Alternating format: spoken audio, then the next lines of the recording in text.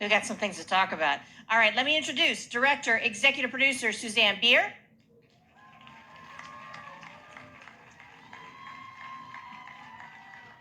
Showrunner, executive producer, Cathy Schulman.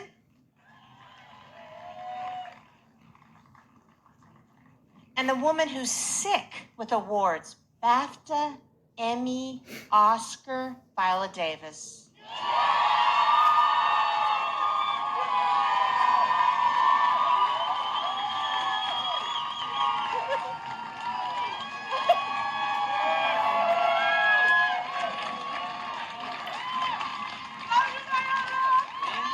Thank you. Love you too. All right, can we start right away with that conversation?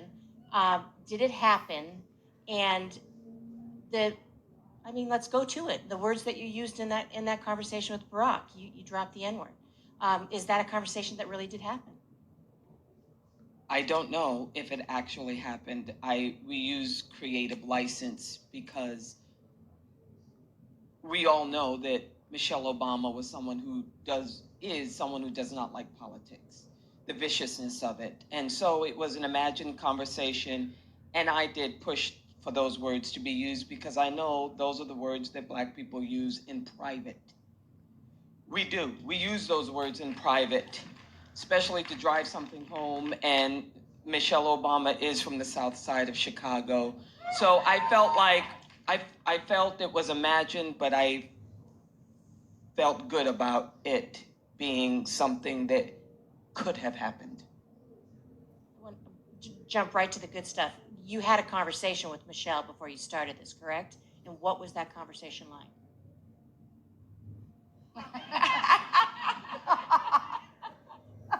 You know what? As much as I love people in this room, and as I have a few fears in my life, I don't want to share the details of that conversation. It's for me, it's more important that I protect the privacy of my sister than promote a TV show. Okay.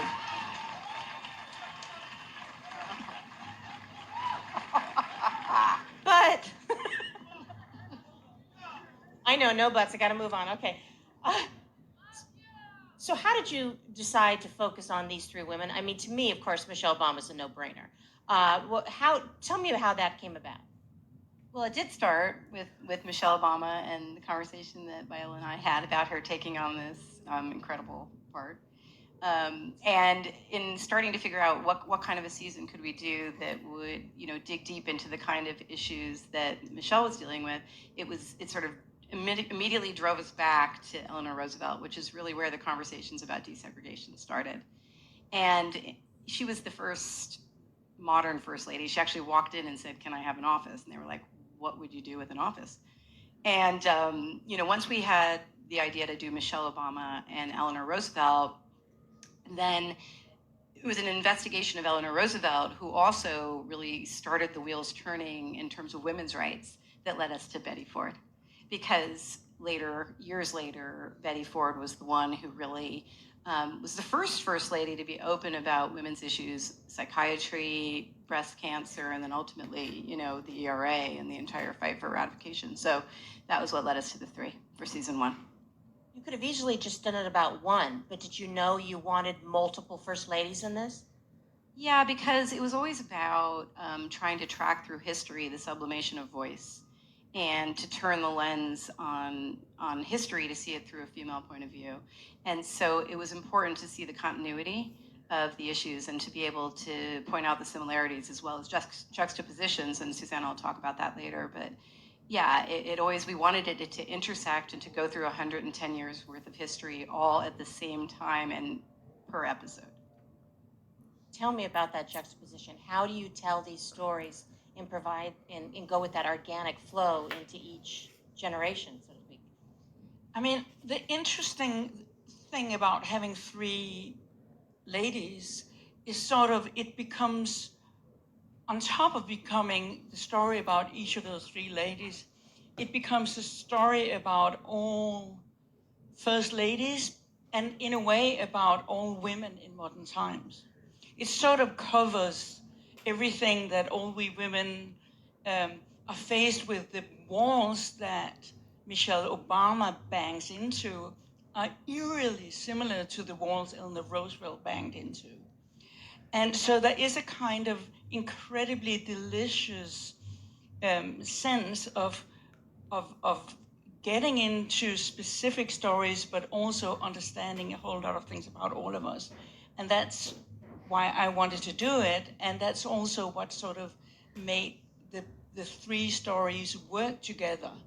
They are put together in a way where it's not necessarily you cut from the same situation with each first lady, but you cut to a situation when you move on to the next lady, which is emotionally significantly relevant from the previous one and onto the next one. And that's how it works. So I have to assume as soon as you put Michelle Obama in the script, you immediately thought Viola. Was there ever anybody else? I mean, No. No, not at all, actually. And it had to be Viola. And she quickly committed and started regretting it for the next few years.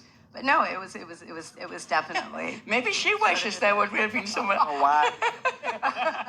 No, it was an incredibly, look, I've known Viola a long time, and we've worked together a lot, and she's amazingly courageous. And to play a living woman who's also not finished in any way, a work in progress, and somebody who could watch what we were doing, it was a courageous thing. But we really felt like she was the most beloved First Lady, and that's where we wanted to start. And may I add something about what you asked Viola previously? Because Viola's use of the N-word was not in the script. That's right.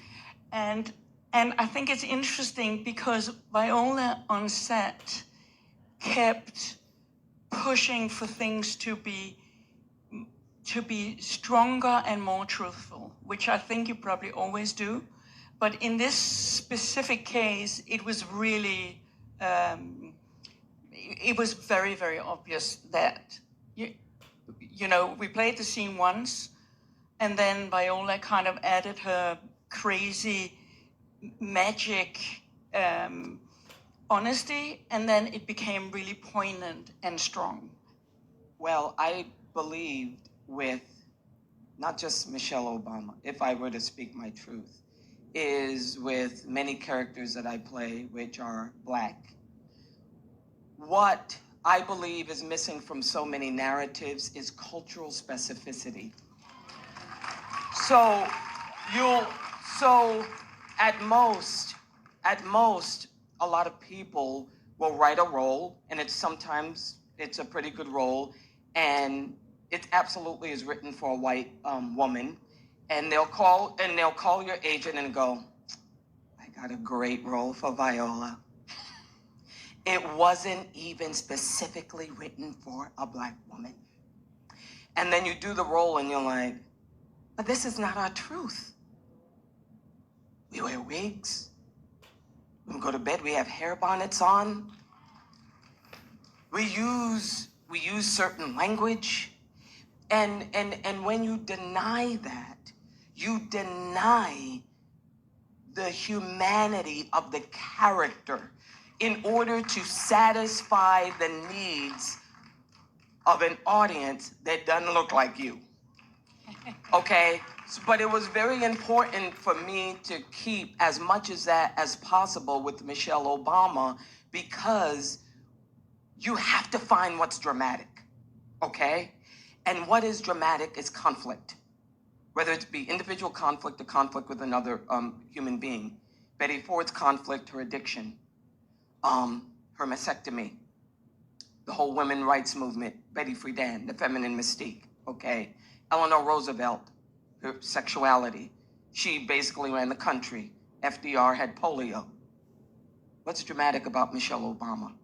I'll tell you what's dramatic. She is a Black woman, and the first Black woman in the White House built by slaves. Someone who literally was perceived to be overly masculine, not feminine, angry, hostile. And I will share one thing that she said to me. She said, "I'm not even an angry person." Isn't that something? Listen, I am sort of an angry person, but she's not. And so what I wanted to do was honor her and not the perception of what Black women are supposed to be. And that's a tough water to navigate. And you know what? Here's the thing. I don't think a critic will notice that. Not if, I don't think critics will notice that, but it was important for me to show that that was her conflict stepping into the role of the First Lady.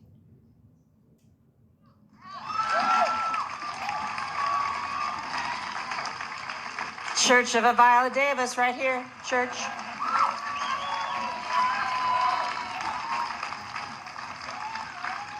Oh my God, how much fun was it to work with her? I mean, come on. What was it like to work with her, Cathy? To work with Viola? Yeah. Oh my God, it's a dream come true, and It was great fun. yeah, no, I mean, look, I think that the most important thing is the push for truth. That is Viola's spirit. That's her guiding magic wand, and always grilling to reduce to the truth. And that wasn't just for her character; it was for all of the characters. And it's just an amazing way to test yourself, to not rely on tropes and over dramatizing things, and to really let the truth of life drive things. And it was an incredible experience, and she really guided all of us. And her great sense of humor. Yeah. She was really fun with OT, as you saw, who plays Barack. They had a really good time together. It was fun to watch. Now, all the women were not in the room at the same time, right? How was that to Never. film? Never. Never. So we shot Betty first, finished Betty, fell in love with Betty, and I thought, that's it. I can't fall in love with anybody else now. And then here comes Michelle Obama, and then you fall in love with her.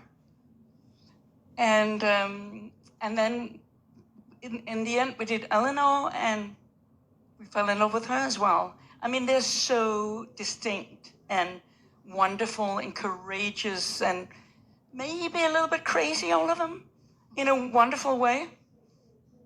And so they were never in the room together. And so the juxtaposition was all done afterwards. Now, the one thing we did learn about Michelle in the White House is that she can bust a move. Do you dance in this? Lynette, do I dance? I can dance. Oh, yeah.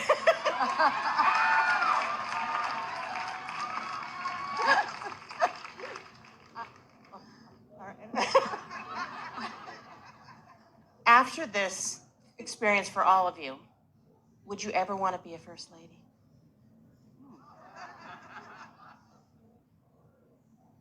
Who wants to go on that? I wouldn't. No. I wouldn't. I mean, it's hard to want to be a first lady. I think you want to be a president, right? I don't know. It's interesting. This season was about 3 women who didn't want to be first ladies. It's kind of a funny way to start a show called The First Lady. Betty was kicking and screaming, thinking she was about to go off for her, retirement. And Michelle thought they'd get hurt. And Eleanor, well, she was the one that if she was going to be there again, she'd been there as a kid with her Uncle Teddy, and if she was going to be there again, she wanted to be president. So I think she's the one that we should probably aspire to. Say hallelujah to Viola Davis. Thank you, everybody. Hallelujah.